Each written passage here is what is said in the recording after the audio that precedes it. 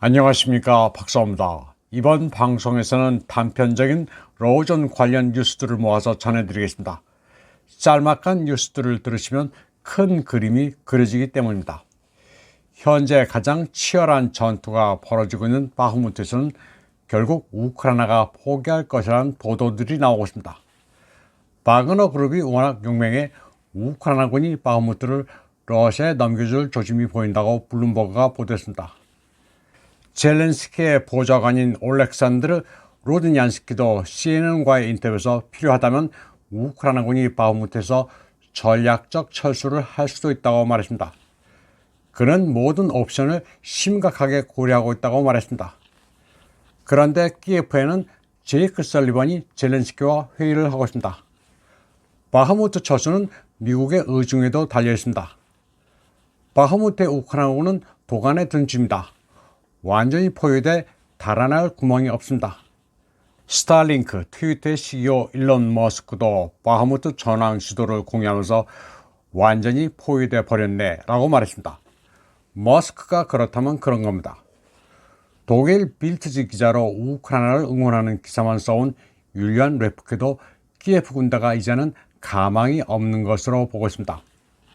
그는 우크라이나군의 고기 분쇄기 전략이 키예프 총참모부의 환상적인 숫자 노름에서나 작동하고 있다고 평가했습니다. 레프케는 우크라이나군 총참모부가 2주마다 1만 명의 러시아군이 전사한다는 주장을 하고 있다고 말했습니다. 병력을 무리하게 갈아 넣으면서도 마치 성과가 있는 것처럼 키예프가 선전하고 있다고 말했습니다. 그러나 자신이 보기에는 러시아군의 실제 병력 손실은 우크라이나 주장치의 10분의 1 이하라고 평가했습니다. 그는 또 하루에 20에서 50명 정도 전사한다는 뿌리고진의 말이 맞는 것 같다고 평가했습니다. 어림짐작으로 20에서 40명 정도가 하루에 전사한다고 하면 딱 우크라이나 측 주장의 10분의 1이라고 말했습니다. 그러면서 전황을 냉정하게 볼 필요가 있다고 했습니다. 우크라이나의 주장처럼 러시아군이 하루에 500에서 1000명씩 전사한다면 러시아 국내 소셜미디어가 난리가 났을 것이라고 말했습니다. 전사한 군인의 부인들이 분명히 소셜미디어에서 성토를 하고 뒤집어졌을 텐데 그런 일은 없었다고 설명했습니다. 그런데 곤잘로 리라라고 하는 전황 분석 블로거가 랩케의 게시물을 공유하자 랩케는 그를 차단했습니다. 랩케는 자존심이 상했습니다. 랩케는 우크라이나가 일방적으로 이긴다고 떠들다 이게 아니다 싶어 제대로 된 전황을 게시하기 시작했습니다. 그런데 이 같은 그의 입장 전환을 다른 사람이 재미있다는 듯 지켜보자 불쾌했던 겁니다. 벨라루시의 반체제 세력이 벨라루시의 공군기지를 성공적으로 공격해 큰 전과를 세웠다는 주장은 허구로 드러났습니다. 위성 사진이 공개됐습니다. 그들이 드론 공격으로 큰 손상을 입었다는 러시아 공군의 A-50 조기 경보기는 멀쩡했습니다. 항공기를 세운 위치만 조금 달라졌을 뿐입니다. 제대로 된 사진 증거도 없이 말로만 떠든다 싶었는데 역시나 가짜 선전 공세였습니다. 한편 상트페테르부르크에서는 19세 공학도가 수송 드론을 개발해내 화제가 되고 있습니다. 3D 프린터로 만든 동체로 시속 160km의 속도로 날 수 있습니다. 수직 이착륙도 가능한데 물건을 20km 거리까지 운반할 수도 있다고 합니다.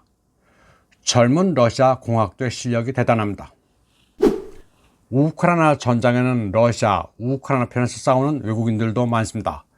러시아 편의 정군에 싸우는 외국인 전사 가운데는 말리와 팔레스타인인도 등장했습니다. 이 밖에 세르비아, 터키 출신도 제법 있습니다. 이런 가운데 바그너 그룹은 우크라이나 군부대 하나를 격파하고 군기를 노획했습니다. 그런데 여기에 보리스 존슨의 이름이 쓰였습니다. 부대 이름이 보리스 존슨이었습니다. 러시아에서는 우크라이나 네오나치 부대를 지원하던 미국인 용병이 귀순한 사연이 화제가 되고 있습니다. 존 맥킨타이어라는 청년인데 우크라이나 네오나치의 잔인함에 실려 귀순했습니다. 그는 우크라이나군 독전대가 아군이 대우를 이탈하면 사살됐고 나치 구호를 아무렇지도 않게 외치는 것을 보고 환멸을 느꼈다고 털어놨습니다. 그에게 RT 기자가 또 다른 귀순 동기가 있냐고 묻자 맥킨타이어는 자신이 공산주의자라 러시아의 호감을 느꼈다고 말했습니다. 그러자 RT 기자는 어이가 없다는 듯 러시아는 더 이상 공산주의 국가가 아니라고 일러줬습니다. 러시아에 대고 멸공을 외치는 것은 한국만의 현상은 아닌 것 같습니다. 시대착오적인 사람은 미국에도 있는 모양입니다. 미국 MSNBC의 시몬스 케일이라는 기자가 크림 반대 상황과 주민들을 인터뷰했습니다. 그는 크림 반도 주민들이 스스로를 러시아인으로 여기고 있으며 우크라이나에 동조하는 분위기는 찾아볼 수 없다는 내용의 다큐를 제작했습니다. 그러자 우크라이나는 그를 미로또 버리츠 살생부 명단에 등재했습니다.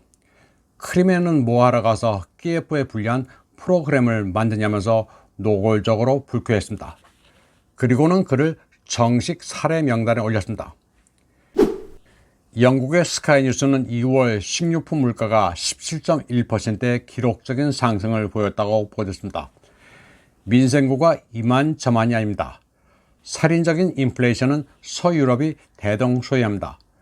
누가 먼저 망하는지 경쟁을 하고 있습니다. 이런 가운데 에어프랑스, KLM 등 서구의 국적 항공사들은 러시아가 중공의 항공사에만 영공을 개방하고 있다면서 불공정한 처사라고 불만을 터뜨리고 있습니다. 러시아 영공을 우회해야 하기 때문에 비행시간이 늘어 연료가 훨씬 많이 든다고 아우성입니다. 그런데 러시아의 이 같은 조치는 당연한 겁니다. 적국의 영공을 개방할 하등의 이유가 없습니다. 러시아가 3월부터 자발적으로 석유 생산을 50만 배를 감산하겠다고 알렉산드르 노박 부총리가 밝혔습니다. 그는 이번 조치를 취하면서 오페크 플러스와의 협의는 없었다고 말했습니다. 이에 앞서 미국의 월스트리트저널은 서방이 거부하고 있는 러시아산 석유 제품을 북아프리카의 모로코가 낚아채고 있다고 보도했습니다. 서방이 금수 조치를 하든 말든 러시아는 새로운 시장 개척으로 돌파하고 있습니다. 모로코의 경우 2021년 60만 배럴의 디젤유를 러시아에서 수입했지만 2022년에는 200만 배럴로 크게 늘렸습니다. 미국의 독립 언론인 갈렌 닉슨이 미국의 타이완 초토화 계획이어 또 다른 충격적인 폭로를 했습니다. 그는 이번에도 백악관 내부자를 인용했습니다. 바이든이 그의 팀에게 중공의 위구르 사람들에게 관심을 쏟는 것처럼 하는 책략을 집어치우자고 지시했다는 겁니다. 솔직히 까놓고 말해서 정상적인 사람이라면 미국이 무슬림에게 관심이 있다고 해봐야 그것을 믿겠느냐는 겁니다. 원래부터 내심 그들에 대해 관심이 없었으니 이제는 연기할 필요도 없다는 말입니다.